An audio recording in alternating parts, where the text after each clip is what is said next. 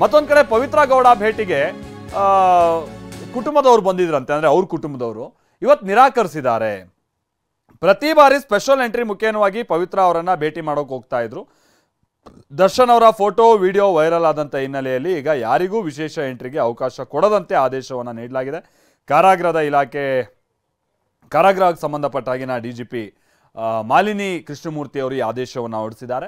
ಹೀಗಾಗಿ ಪವಿತ್ರ ಭೇಟಿ ಮಾಡೋಕೆ ಕುಟುಂಬದವರಿಗೆ ನಿರಾಕರಿಸಲಾಗಿದೆ. ಪವಿತ್ರ ಭೇಟಿಗೆ ಬಂದಿದ್ದಂಥ ತಂದೆ ತಾಯಿ ಹಾಗೆ ಇಬ್ಬರು ಸೋದರರು ಎಲ್ಲರನ್ನೂ ಕೂಡ ವಾಪಸ್ ಕಳಿಸಿದ್ದಾರೆ. ಅವರು ಕೂಡ ಪಾಪ ಬೇಸರದಿಂದನೇ ಹೊರಗೆ ಹೋಗಿದ್ದಾರೆ.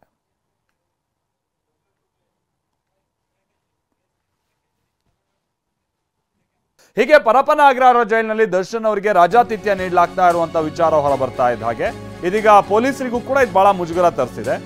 ಒಂದ್ ಕಡೆ ಹೊರಗಡೆ ಇಷ್ಟೆಲ್ಲ ಸಿಸ್ಟಮ್ನ ಎದುರಾಕೊಂಡು ಕಾರ್ಯನಿರ್ವಹಿಸಿದಂಥ ಪೊಲೀಸರುಗಳು ಒಳಗಡೆ ಪರಪ್ಪನ ಅಗ್ರಹಾರಕ್ಕೆ ಹೋದ ನಂತರದಲ್ಲಿ ಹಿಂಗೆಲ್ಲ ಆಯ್ತಲ್ಲ ಅನ್ನುವಂಥದ್ದು ಅವರಿಗೂ ಕೂಡ ಬೇಸರ ಇದೆ. ಈ ಕಾರಣಕ್ಕಾಗಿಯೇ ನಗರ ಪೊಲೀಸ್ ಆಯುಕ್ತರಾಗಿರುವಂಥ ದಯಾನಂದ್ ಅವರು ಇವಾಗ ಭೇಟಿ ಕೊಡೋರಿದ್ದಾರೆ. ಕೆಲವೇ ಕ್ಷಣಗಳಲ್ಲಿ ಜೈಲಿಗೆ ಆಯುಕ್ತರು ಭೇಟಿ ಕೊಡೋರಿದ್ದಾರೆ. 3 ಪ್ರಕರಣಗಳ ಬಗ್ಗೆ ಮಾಹಿತಿಯನ್ನ ಬಿ ದಯಾನಂದ್ ಅವರು ಪಡೆಯೋರಿದ್ದಾರೆ.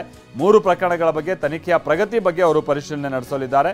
ಪ್ರಕರಣಗಳ ಬಗ್ಗೆ ಕೈಗೊಳ್ಳಬೇಕಾದಂಥ ಕ್ರಮಗಳ ಬಗ್ಗೆನೂ ಕೂಡ ಅವರು ಚರ್ಚೆ ನಡೆಸಲಿದ್ದಾರೆ. ಇದೇ ಪೊಲೀಸ್ ಆಯುಕ್ತರು ಮೊನ್ನೆ ಸಿಸಿಬಿ ರೈಡ್ ಆಯ್ತಲ್ಲ, ಏನಾದರೂ ಪುರಾವೆ ಸಿಕ್ಕಿದೆಯಾ, ಒಳಗಿಂದ ಏನಾದ್ರು ಎಲ್ಲೋ ಮೊಬೈಲ್ ಯೂಸ್ ಮಾಡೋದು ಮತ್ತೊಂದು ಅಂತ ಕೇಳಿದಾಗ ಅಂಥದ್ದೇನೂ ಕಂಡು ಬಂದಿಲ್ಲ, ವರದಿ ಬರಲಿ ನೋಡೋಣ, ಆ ಥರದ ಸದ್ಯಕ್ಕಂತೂ ಏನೂ ನಮಗೆ ಮಾಹಿತಿ ಇಲ್ಲ ಅನ್ನುವಂಥದ್ದನ್ನ ಇದೇ ಪೊಲೀಸ್ ಆಯುಕ್ತರು ಹೇಳಿದರು. ಅವ್ರು ಹೇಳಿದಂಥ ಮಾರನೇ ದಿನನೇ ಮೊಬೈಲ್ನಲ್ಲಿ ಒಳ್ಳೆ ಹಾಸ್ಟೆಲ್ಗಿಂತ ವರ್ಸ್ಟ್ ಆಗಿ ಹುಡುಗರುಗಳು ಹಿಡ್ಕೊಂಡು ಹೋದಂಗೆ ಕೈದಿಗಳು ಮೊಬೈಲ್ ಹಿಡ್ಕೊಂಡಿರೋದು, ಒಬ್ಬ ಟೀ ಕುಡಿಯೋದನ್ನು ಮತ್ತೊಬ್ಬ ಫೋಟೋ ತೆಗೆಯೋದು, ಅದನ್ನು ಅವ್ನು ಹೆಂಡತಿ ಕಳಿಸೋದು, ಈ ಥರದ್ದೆಲ್ಲ ನಡೀತಾ ಇದ್ದಂಥದ್ದು ಬಯಲಾಗಿತ್ತು. ಅದರಲ್ಲಿ ದರ್ಶನ್ ಅವ್ರ ಫೋಟೋ ಭಾಳ ಹಲ್ಚಲ್ ಸೃಷ್ಟಿಸಿದೆ. ಈ ಕಾರಣಕ್ಕಾಗಿ ಸಹಜವಾಗಿ ಇದು ನಗರ ಪೊಲೀಸ್ ಆಯುಕ್ತರಾಗಿರುವಂಥ ದಯಾನಂದ್ ಅವರಿಗೂ ಕೂಡ ಮುಜುಗರ ತರಿಸಿರುವಂಥ ಸಂಗತಿ. ಹೀಗಾಗಿನೇ